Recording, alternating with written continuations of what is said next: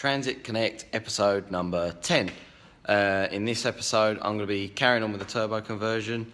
I've got an intercooler to fit, I need to work out what boost pipes I need to order, I need to fit a map sensor, I need to change the injectors, need to reconfigure the ECU to work with for a boosted application. So yeah, let's crack on. So obviously the key part for a turbo conversion is the intercooler. So I've got this little cheap intercooler that I'm going to try and make fit behind the front bumper of the van. It's not designed for the van. In fact, I don't think they do make an intercooler kit for a Transit Connect, or not that I know of anyway. So I'm going to have to cut some bits off, move some bits around and weld some bits on and just, see how it goes. So first things first, let's get the bumper off. So I've got the bumper off and there's a big crash bar here. But I'm hoping that this intercooler is quite skinny, so I'm hoping I should be able to just tuck it in there, between all the power steering cooler and stuff like that. I'm going to take all this plastic surround off. I might even order a new rad while I'm here, because like I said in the last video, it's starting to leak a little bit, so might as well change that as well. So yeah, don't quite know what's next, but yeah, just going to go with the flow. So I cut a bit of the front panel out up the top there and trimmed a bit of the bottom at the back. I unbolted the power steering cooler, bent the brackets round and then just bolted it up there with self tappers and just drilled 2 holes through the cross member. And it actually fits really well. Bolts in quite nice, I thought. This intercooler is actually designed, it's an AirTech intercooler, and it was just a damaged one. It's got a dent up there and stuff, so I got it cheap. But it's actually designed for a Mondeo 2.2 TDCI thing, like on an 04 plate. But yeah, it seems to fit quite well actually, so that will do the job I think. I've got loads of random boost pipes and stuff like that. This is like a leftover kit I had for a Mark 1 Focus RS, so I'm hopefully going to try and make a lot of these bits fit that. So that's the next job now, just to start on the boost pipes. That's the first boost pipe mocked up. It just goes obviously round there, down straight onto the bottom of the turbo. I might shorten this end a little bit just to bring that pipe that way more so that it doesn't sit so close to the down pipe. But other than that, I'm quite happy with that for a Bodge-tastic turbo conversion anyway. Just need some jubbly clips, put some of them on in a minute and that's it. So now the other side. I've got a feeling this one's going to be a little bit more tricky, but we'll see. I've let the ramp down, so I thought I'd start making the boost pipe from the throttle body down to the intercooler rather than the other way round. The throttle body that comes standard on it is like a black plastic one, which is this one. But I thought I'd make my life easier. I've got a Mark 1 Focus RS throttle body, so I'm hoping I can just fit that down to the standard inlet. I haven't actually quite checked it yet. Muck about with the throttle cable, just move it over into the other hole.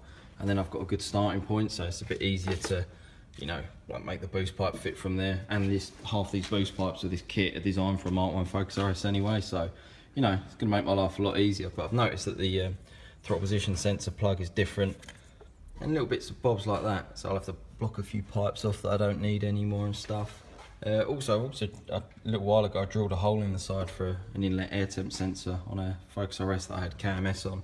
So that's handy. That means I can literally just screw that air temp sensor straight in the side there and makes my life a lot easier. So yeah, that's next on the list.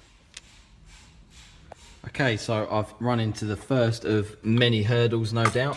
The throttle body bolts straight onto the standard inlet, which is quite nice, and it's a lot bigger as well, which is handy, so might make a little bit more power.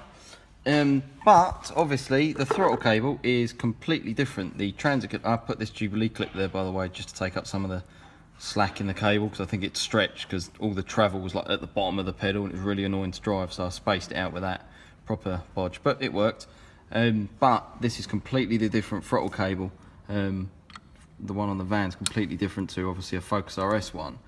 It's got like a little pop round rubbery type one that just sort of hooks onto there, so I'm gonna have to make something up. So what my plan is to cut some of the outer sheath of this cable down, and then cut that bit off the end so I get more length. And I've been down to the pedal bike shop and I've bought one of them, and they're called solderless nipples, so I've been told.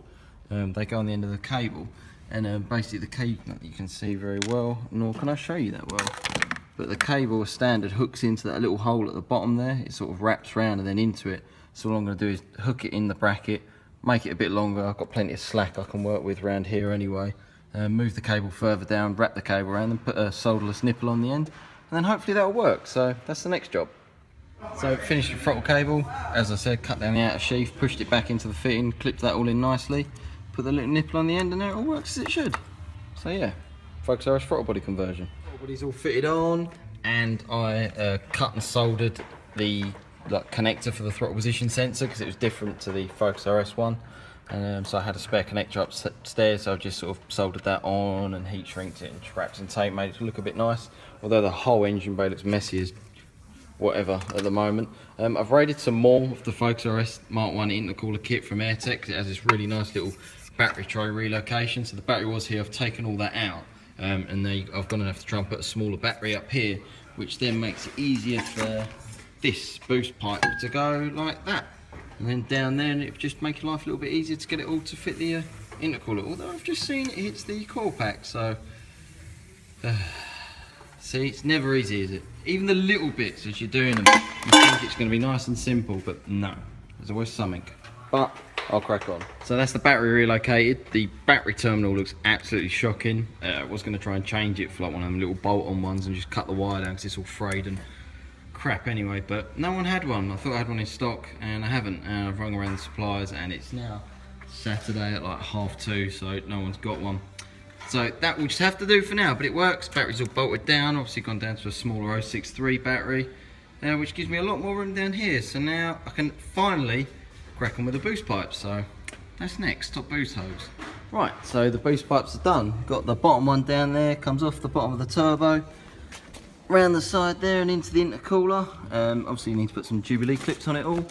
Across the intercooler, out the other side, up there, past where the battery used to sit. Obviously I nabbed an Airtech battery relocation bit. So that puts the battery there, around there, into the Focus RS throttle body. Got to block off the dump valve outtake because dump valves are gay and I'm not going to run one of them. So yeah, I just need to, I need to bead roll some of the end of the pipe that I've cut down as well to stop it, blowing out. I'm sure it'll melt before it blows a pipe out anyway, but yeah, I don't think it looks too bad. I'm excited to see what it looks like with the bumper, because I'm hoping, well, I'm pretty confident that the standard bumper will just go like straight back over the top, and from the outside it will just literally look completely standard. I suppose I could run like a recirculated dump valve, actually, one that doesn't tush or hiss, just plumb it back into, well, I would say the air filter, but if you've been watching the other videos, you know I'm never getting an air filter on there without changing the rad fan. So yeah, I'm gonna crack on, do a bit more now.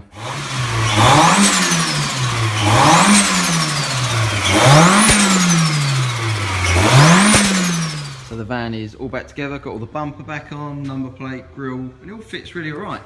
Nice little sleeper. Shame about that you can't really see it, but like the blue boost hoses either end of the intercooler, but they are quite tricky to spot. I might change them for black ones one day.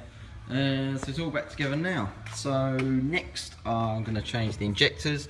I've got a complete Rover turbo inlet down there. I'm just halfway through stripping it down to nick the injectors out of it, because I know that these injectors will be flat out in next to no time. So I'm going to put them on, and then I'm going to change the COSI map sensor that I fitted in a previous episode to a KMS one, wire it into the ECU, play around with the software a bit and see if I can get it running and driving, and maybe put it on a bit of a base map. So I started stripping all the fuel rail off to take the standard 2 litre Zetec injectors out, to replace them for the Rover turbo ones I nicked out of a Rover inlet I had laying around. And then it dawned on me when I was trying to fit this injector, I noticed that it doesn't fit very nicely. It sort of butts up against the edge of the manifold, and when I try and like swing the fuel rail on, it was pushing on them and I couldn't get it to, the bolt holes that the rail mounts on to light up. So I went and got, and it made me think, because the standard Mark 1 Focus RS injectors, they're like small and stumpy like that, like more of like a Bosch type, compared to like these skinny ones that come standard in a normal 2 litre. So I went and got the Focus RS inlet half that I had laying around upstairs, and it's dawned on me that it's a different inlet altogether. So these Rover injectors are not going to fit in that inlet on the van. So now I'm going to have to fit the entire Mark 1 Focus RS inlet manifold. It's never ever easy. See, you just say to yourself, oh yeah, I'll just throw a couple of injectors in, it'll be alright. 20-minute job, if that, But now look, I've got to change the whole inlet manifold. So that's the next job. So I've got the 2 inlets side by side. This is the standard 2 litre one off the van. A few little differences. The standard 2 litre one, the idle control valve faces that way, and on the Focus RS it faces that way, well, the plug for it anyway. They look very, very similar. They are swappable, so you can change from one engine to the other. The standard 2 litre Zetec one is like a blown plastic, so it's got like a seam all the way down the side of it, where the Mark 1 RS one is all just, you know, cast out of, well, one big bit of plastic really, so less chance of it blowing apart. Slightly different fuel rail, probably nothing I can't muck about with. While it was off, I changed a few little things down the back. I swapped, they put the oil pressure switch this side because it was here, so I swapped that side just to give me a little bit more length on the oil feed, and I cable tied it all up nice, because where I just poked it down the back I couldn't really see where it was. It was quite close to the live on the starter motor there, so I've moved all that about. I've pushed a load of the old loom to the back of the engine. Doesn't look neat, but meh, really not bothered. Just cable tied it all up, so I don't really use it, but there's a few little things that runs through it that I still need, so I can't just cut all the old loom out, so I've got to leave it there for now. So yeah, just a few little bits to tidy up, and put the Focus RS inlet in, start plumbing all that in. So I've got the Mark 1 RS bottom half of the inlet all in, and I've got the Rover turbo injectors, and they fit so much nicer rather. So there you go. Every day's a school day. Mark 1 Focus RS injectors or Rover turbo injectors won't go in a standard 2 litre black plastic inlet manifold. You could probably get it to fit actually if you was just to grind some of the material away from these holes. I don't know how much material is there to grind with, but you can pretty much give these inlets away, to be honest. I mean, no one really wants them, so there you go. If anyone wants to try die grinding an inlet manifold out to fit the injectors, let me know how you get on. But for now, I'm just going to do that. Injectors are in, fuel wire is back on, throttle body's all bolted down, throttle cable's reconnected. Next on the list is fit this.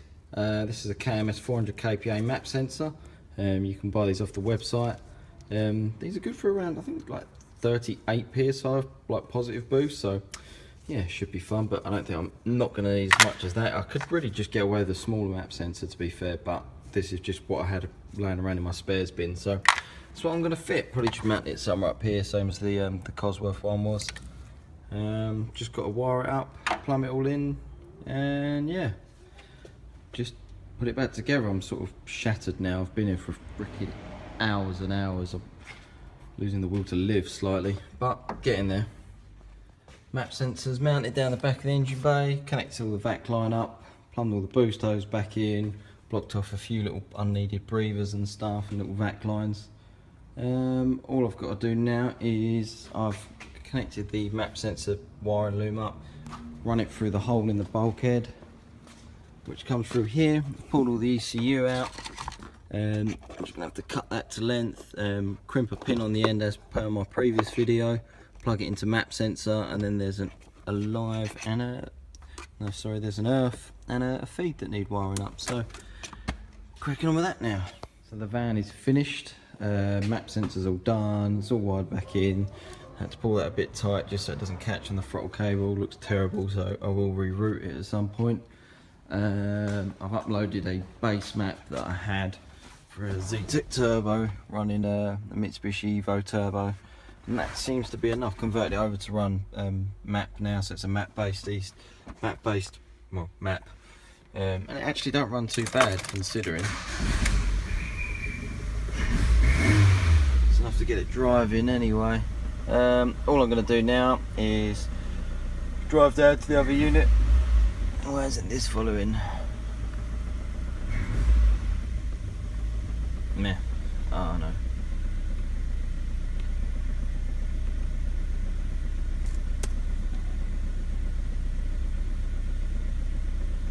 That's better. So now all I'm going to do is drive down to the unit and my other unit, and I've got to weld a lambda bung in so I can get a lambda reading, and then just go do some mapping, and hopefully put it on a very, very low boost safe map. Hopefully it'll be about 8-9 psi.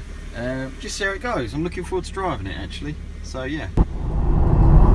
So this is the maiden voyage of the van, and I can officially say it is turbocharged. I've yet to put my foot down because I'm too scared. I haven't got a wideband Lambda connected up yet.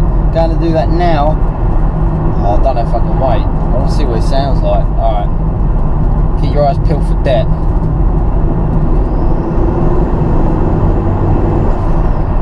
Hey, it chatters. Really slow though.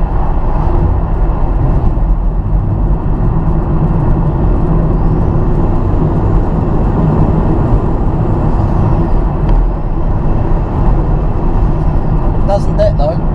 Yeah. Sounds promising.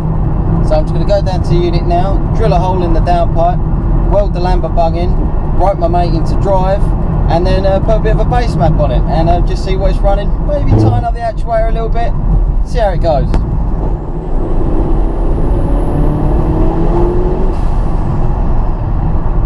Woo-hoo-hoo-hoo!